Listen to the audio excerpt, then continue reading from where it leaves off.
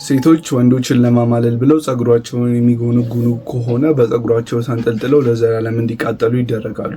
በእነሱ ያማለሉ ወንዶች ደግሞ በመራቢያ አካላቸው ተንጠልጥለው ለዘላለም እንዲቃጠሉ ይደረጋሉ። የጻድቃንን መንገድ የተሳደቡና ያራከሱ በምላሳቸው ተንጠልጥለው ለዘላለም እንዲቃጠሉ ይደረጋሉ። ይህ በደብረ ዘይት ተራራ ኢየሱስ ክርስቶስ ለሐዋርያቱ የገለጠው የመጨረሻው ፍርድ ነው። ውርጃን የፈጸሙ ሴቶች በአይነ ምድርና በተለያዩ ቆሻሾች ወደ ተሞላ ጉድጓድ ይጣላሉ። ውርጃ የተፈጸመባቸው ልጆች ደግሞ በመብረቅ አይናቸውን እየወጉ ያሰቃያቸዋል። ምክንያቱም በርኩሰታቸው ጥፋታቸውን አምጥተዋልና። ሕፃናትን የገደሉ ወንዶችና ሴቶች ሕፃናት ከላይ ሆነው በደስታ እያዩቸው በታላቅ ስቃይ ይመታሉ። በዋናነትም እናቶች ከጡታቸው የረጋ ደምና ወተት ያለማቋረጥ ይፈሳል። አውሬዎችም ስጋቸውን ይበሉታል። ወላጆቻቸውን የማይታዘዙ ልጆች በስጋ ተመጋቢ ወፎች አካላቸው ለዘላለም ይበላል። ጌቶቻቸውን የማይታዘዙ ባሪያዎች ምላሳቸውን ለዘላለም እየነከሱ ይኖራሉ። ድንግልናቸውን ያጡ ልጃገረዶች አካላቸው ይቧጠጣል፣ ይቆራረጣል። በዛም ሰዓት ወደማያቋርጥ የቅጣት ስፍራ እንደምንመጣ እኮ አላወቅም ነበር ይላሉ። ነገር ግን መመለሻ የለውም። ይህም ኃጢአተኞችን ለማስተማር የታሰበ የቅጣት ቦታ አይደለም። ኃጢአተኞች ምድር ላይ ለፈጸሟት እያንዳንዷን ተግባር የሚተፉበት የበቀል ሰዓት ነው። ጻድቃን ከላይ ሆነው በዚህ ምድር ያሰቃያቸውን ኃጢያን ስቃይ እየተመለከቱ የሚደሰቱበት ሰዓት ነው። ይህ የሲኦል መልክ ከሁለተኛው ክፍለ ዘመን የክርስቲያኖች ጽሑፍ የጴጥሮስ ራእይ ላይ የተወሰደ ነው። ይህ የራእይ በትክክለኛው ሐዋርያው ጴጥሮስ የተጻፈ አይደለም። በመጀመሪያዎቹ ሁለት ክፍለ ዘመናት በአንደኛውና ሁለተኛው ክፍለ ዘመን ላይ ክርስቲያኖች በሐዋርያት ስም ጽሑፍ የመጻፍ ከባድ ልምድ ነበራቸው። የዚህ ጽሑፍ መልእክት ግልጽ ነው። እስካሁን በነገርኩ ቦታ ብትሰቃይ ይሻልሃል ወይስ በዚህ ምድር ላይ ያለህን አኗኗር ታስተካክላለህ? በዚህ ምድር የጻድቃንን መንገድ ብትከተልና ብታምን ቅድም ወደ ነገርኩ የቅጣት ስፍራ አትመጣም። ነገር ግን በደስታ ከጻድቃኑ ጋር ትኖራለህ። ነገር ግን አሁን ላይ አላምንም ብለህ በኃጢያን መንገድ ብትጓዝ መጨረሻ ይህንን ይመስላል በማለት ሰዎች እንዲፈሩና የዚህ ዓለም ህይወታቸውን እንዲያስተካክሉ ለማድረግ የታሰበ ጽሑፍ ነው። አሁን ላይ ብዙ ሰዎች ልክ እንደሞቱ የዚህ ዓለም ህይወታቸው በማመንና የጻድቃንን መንገድ የተከተለ ከሆነ ለሽልማት ገነት ወደሚባል ስፍራ፣ የዚህ ዓለም ህይወታቸው ደግሞ አምላክን የማያስደስት በኃጢአት የተሞላና ያለማመን ከሆነ ደግሞ ሲኦል በሚባል ስፍራ ለስቃይ እንደሚሄዱ ያስባሉ። ነገር ግን ይህ ሐሳብ ሁሌ ያልነበረ ነገር ግን በጊዜ ሂደት ያደገ ሐሳብ እንደሆነ በነግራችሁ ውስጥ በጊዜ ሂደት የመጣ ሐሳብ። ሰዎችና እንስሳት ብቻ ሳይሆን አማልክትም የራሳቸው ዝግመተ ለውጣዊ ሂደት አላቸው። አማልክቱ ራሳቸው ተቀየሩ ባንል እንኳን ሰዎች አማልክቱን የሚመለከቱበት መንገድ በጊዜ ሂደት እየተቀየረ የሚመጣ ነው። የመጽሐፍ ቅዱሱም አምላክ በወንድ አካል የሚገለጥ ለእስራኤል የሚዋጋ አምላክ ከመሆን ወደ በቦታ የማይገደብ ፍጹም መንፈሳዊነት ያደረገው ስኬታማ ጉዞ የዚህ ትልቅ ማሳያ ነው። ነገር ግን ሰዎች አማልክቱን የሚያዩበት መንገድ ብቻ ሳይሆን ሁሉም የሃይማኖት ትምህርቶች በጊዜ ሂደት እየተለወጡና እያደጉ የሚመጡ ናቸው። የሲኦል ሐሳብ ትምህርትም በዚህ መልኩ እያደገና እየጎለበተ የመጣ ሐሳብ ነው። የሲኦል ሐሳብ እንዴት አደገ? በመጽሐፍ ቅዱስ ላይ አንዳንድ የጥበብ መጽሐፍ ጸሐፊዎች ከሞት በኋላ ምንም አይነት ተስፋ እንደሌለ አስተምረዋል። የመክብብ መጽሐፍ ጸሐፊ ለዚህ ትልቁ ማሳያ ነው። በምዕራፍ 9 ላይ ያልሞተ ውሻ ከሞተ አንበሳ ይሻላልና ሰው ከሕያዋን ሁሉ ጋር በአንድነት ቢኖር ተስፋ አለው። ሕያዋን እንዲሞቱ ያውቃሉና ሙታን ግን አንዳች አያውቁም። መታሰቢያቸውም ተረስቷልና ከዚህ በኋላ ዋጋ የላቸውም። ፍቅራቸውና ጥላቻቸው ቅናታቸውን በአንድነት ጠፍቷል። ከፀሐይ በታች በሚሰራው ነገር ለዘላለም ከእንግዲህ ወዲህ እድል ፈንታ የላቸውም። ለመክብብ መጽሐፍ ጸሐፊ ሞት የመጨረሻ ጉዳይ ነው። ሰዎች በዚህ ዓለም የሚኖሩት ህይወት ከንቱ የሆነበት ምክንያት በመጨረሻ ስለሚሞቱና ስለሚረሱ ነው። የሰዎች የመጨረሻው የታሪክ ምዕራፋቸው በሞት የሚጠናቀቅ ነው። ከሞት በኋላ ምንም አይነት ነገር የለም፣ ምንም አይነት ተስፋ የለም። ለመክብብ መጽሐፍ ጸሐፊ በብሉይ ኪዳን መጽሐፍ ላይ ሲኦል የሚለው ቃል በተደጋጋሚ ተጠቅሷል። ነገር ግን አንዳችም ቦታ ላይ እኛ የምናውቀው ሲኦል አይደለም። የብሉይ ኪዳን መጽሐፍት አንድና ወጥ ሐሳብ ባይኖራቸውም እንኳን በዚህ ጉዳይ ላይ የተስማሙ ይመስላል። ሰዎች ለዘላለም የሚቀጡበትና የሚቃጠሉበት ሲኦል የሚባል ስፍራ በብሉይ ኪዳን መጽሐፍ ውስጥ የለም። በብዙ ቦታዎች ላይ ሲኦል የሚለው ቃል መቃብር እንደማለት ነው። ይህንን በተደጋጋሚ የምንመለከተው በዋናነት የመዝሙር መጽሐፍት ላይ ነው። በአይሁዳውያን የግጥም አጻጻፍ ከኛ ሀገር የግጥም አጻጻፍ የተለየ ነው። የኛ ሀገር የግጥም አጻጻፍ የመጀመሪያው ስንኝና ሁለተኛው ስንኝ መጨረሻቸው ቤት መምታት አለበት። የመጨረሻው ቃል የሚያልቅበትና የሁለተኛው ስንኝ የመጨረሻው ቃል የሚያልቅበት ፊደል ተመሳሳይ መሆን አለበት። ነገር ግን ለአይሁዳውያን የግጥም አጻጻፍ ይህ የሚተገበር አይደለም። የአይሁዳውያን የግጥም አጻጻፍ የመጀመሪያው ስንኝና ሁለተኛው ስንኝ ድምጻቸው ሳይሆን ቤት መምታት ያለበት ሐሳባቸው ነው። በመጀመሪያው ስንኝ ላይ የተጠቀሰው ሐሳብ ሁለተኛው ስንኝ ላይ ተብራርቶ መምጣት ይጠበቅበታል። ለዚህ ማሳያ የሚሆነን በመዝሙር 16:10 ላይ ነፍሴን በሲኦል አትተዋትምና ቅዱሱንም መበስበስን ያይ ዘንድ አትተወውም። ነፍሴን በሲኦል አትተዋትም ማለት ቅዱሱን መበስበስ ያይ ዘንድ አትተወውም እንደማለት ነው። መዝሙር 30:3 አቤቱ ነፍሴን ከሲኦል አወጣሃት፣ ወደ ጉድጓድም እንዳልወርድ አዳንከኝ። አቤቱ ነፍሴን ከሲኦል አወጣሃት ማለት ወደ ጉድጓድ እንዳልወርድ አዳንከኝ እንደማለት ነው። ስለዚህ ለአብዛኛው የብሉይ ኪዳን ክፍል ሲኦል ማለት መቃብር እንደማለት ነው። ነገር ግን መጽሐፉ አንድና ወጥ እንዳለ መሆኑ መጠን በተለያዩ ቦታዎች ላይ ሲኦልን የሚመለከቱበት መንገድ ከዚህ ወጣ ያለ ሊሆን ይችላል። አንዳንድ ጊዜ ሲኦል የሞቱ ሰዎች በሙሉ የሚጠራቀሙበት ስፍራ ነው ብለው ሊረዱ ይችላሉ። ነገር ግን እኛ ከምናውቀው ሲኦል የሚለየው ነገር ጻድቃንም ሆነ ኃጢያን፣ ሀብታምም ሆነ ድሃ፣ ማንም ሆነ ማንም፣ አማኝም ሆነ ኢአማኝ ሁሉም ሰው ተጠቅልሎ የሚሄድበት ስፍራ ነው እንጂ ኃጢአተኞች ብቻ ተነጥለው ለቅጣት የሚሄዱበት ስፍራ አይደለም። ዘፍጥረት 37:35 ላይ ወንዶች ልጆቹና ሴት ልጆቹም ሁሉ ሊያጽናኑት ተነሱ፣ መጽናናትንም እምቢ አለ። እንዲህም አለ፣ ወደ ልጄ ወደ ሙታን ስፍራ እያዘንኩ እወርዳለሁ። ቅድም ላየነው የጥበብ መጽሐፍ ጸሐፊ ሞት የመጨረሻ ጉዳይ ነው። ከሞት በኋላ ተስፋ የለም። ነገር ግን የዚህን ሰው ሐሳብ የሚቃወም ጽሑፍ የምናገኘው ሌላ ከየትም ስፍራ ሳይሆን ከራሱ ከመጽሐፍ ቅዱስ ላይ ነው። ለጥበብ ጸሐፊያን ሞት የመጨረሻ ጉዳይ ነው። ሰው ከሞተ በኋላ ምንም አይነት ተስፋ የለውም። እግዚአብሔር እንኳን የሞቱትን እንደማያስታውስ መዝሙር 88 ላይ በግልጽ ተቀምጧል። ታሪኩ የሚገኘው በአንደኛ ሳሙኤል ምዕራፍ 28 ላይ ነው። ሁላችንም የምናስታውሰው የሳኦልና የሞተው የሳሙኤል ታሪክ ነው። ሳኦል በሰዓቱ በተጨነቀበት ሰዓት የእግዚአብሔርን ድምፅ ለመስማት ቢሞክርም የሞከራቸው መንገዶች በሙሉ ሳይሳኩ ይቀራሉ። አስቀድሞ የእግዚአብሔርን ሐሳብ ይነግረው የነበረው ሳሙኤልም ሞቶ ስለነበረ የቀረው አንድ አማራጭ ይህንን የሞተውን ሳሙኤል ከሞት መቀስቀስ ነበረ። የጥበብ ጸሐፊያን የሞቱ ሰዎች መጨረሻቸው ሞት እንደሆነና ከሞት በኋላ ምንም ተስፋ እንደሌላቸው ቢናገሩም ብዙ እስራኤላውያን የሞቱን ሰዎች ማናገርና ማግኘት እንደሚቻል ያምኑ ነበር፣ ይሞክሩም ይለማመዱም ነበረ። በዘዳግም 18:11 ላይም መናፍስት የመጥራትን ልምምድ የሚከለክል ሕግ ተቀምጧል። ሕጉን የሚተላለፍ ሰው ከሌለ ሕግ አያስፈልግም።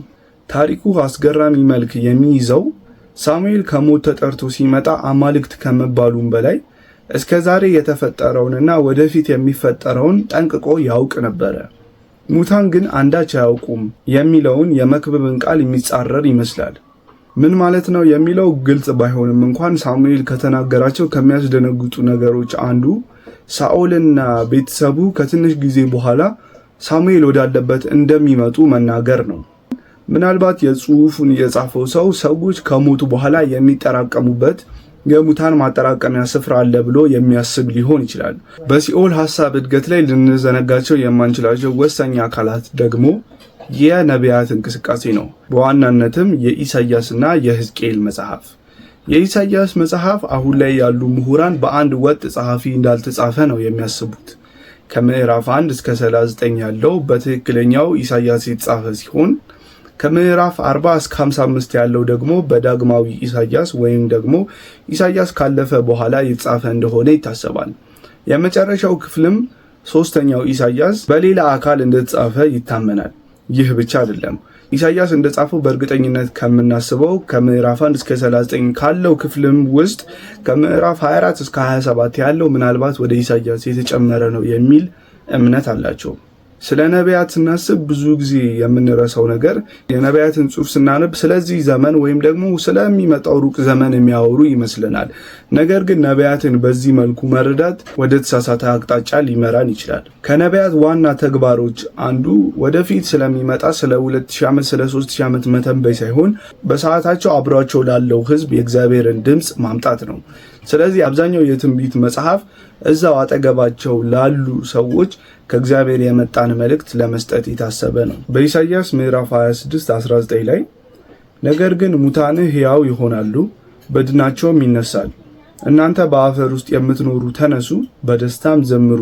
ጠልህ እንደ ንጋት ጠል ነው፣ ምድር ሙታንን ትወልዳለች። ለምሳሌ ይህንን ክፍል ወደፊት ስለሚመጣው ነገር የተጻፈ ነው ብለን የምናስብ ከሆነ የኢሳይያስን ዋና ሐሳብ እንዘነጓለን። ነገር ግን ይህንን ክፍል ከምዕራፍ 24 እስከ 27 ባለው መካከል እንደ አንድ ወጥ አውድ የምናነበው ከሆነ ኢሳይያስ በዋናነት እየተናገረ ያለው አሁን ላይ የወደቀችውና የሞተችው እስራኤል እግዚአብሔር ዳግም እንደሚያስነሳትና እንደ ሕዝብ ዳግም እንደምትቆም እየተነበየ ያለበት ነው። ይህ ክፍል በተጻፈበት በተመሳሳይ ሰዓት ሌላም ነቢይ መጽሐፍን ጽፏል። ሕዝቅኤል ምዕራፍ 37 ላይ በግልጽ እንደተቀመጠው ከሆነ የደረቁ አጥንቶች በመሰባሰብ አንድ እንደሚሆኑና ዳግም ሕይወትን እንደሚዘሩ ያስረዳል። ነገር ግን ይህንን ብዙ ሰዎች ከአውዱ ውጪ በመውሰድ ይህ ጉዳይ ወደፊት ስለሚመጣ የሙታን ትንሣኤ እያወራ ይመስላቸዋል። ነገር ግን በቁጥር 11 ላይ በግልጽ እንደተቀመጠው ከሆነ የሰው ልጆች እነዚህ አጥንቶች የእስራኤል ቤት ሁሉ ናቸው። እነሆ አጥንቶቻችን ደርቀዋል፣ ተስፋችንም ጠፍቷል፣ ፈጽመንም ተቆርጠናል ብለዋል። ስለዚህ ትንቢትን ተናገር እንዲህም በላቸው፣ ጌታ እግዚአብሔር እንዲህ ይላል፣ ሕዝቤ ሆይ እነሆ መቃብራችሁን እከፍታለሁ፣ ከመቃብራችሁ ማወጣችኋለሁ፣ ወደ እስራኤል ምድር አገባችኋለሁ ይላል። የነቢያትን እንቅስቃሴ በአንድ አረፍተ ነገር መጠቅለል የሚኖርብን ከሆነ እንዲህ ብለን መጠቅለል እንችላለን። አሁን ላይ ያለችው እስራኤል ወድቃለች። ይህም የሆነበት ምክንያት እግዚአብሔርን ስላልታዘዘችና ስላስከፋች ነው። ነገር ግን እግዚአብሔር እቺን የወደቀችውንና የፈራረሰችውን እስራኤል እንደዚሁ አይተዋትም። በትንሣኤ ደግሞ አንድ ሕዝብ አድርጎ መልሶ ያነሳታል የሚል ነው።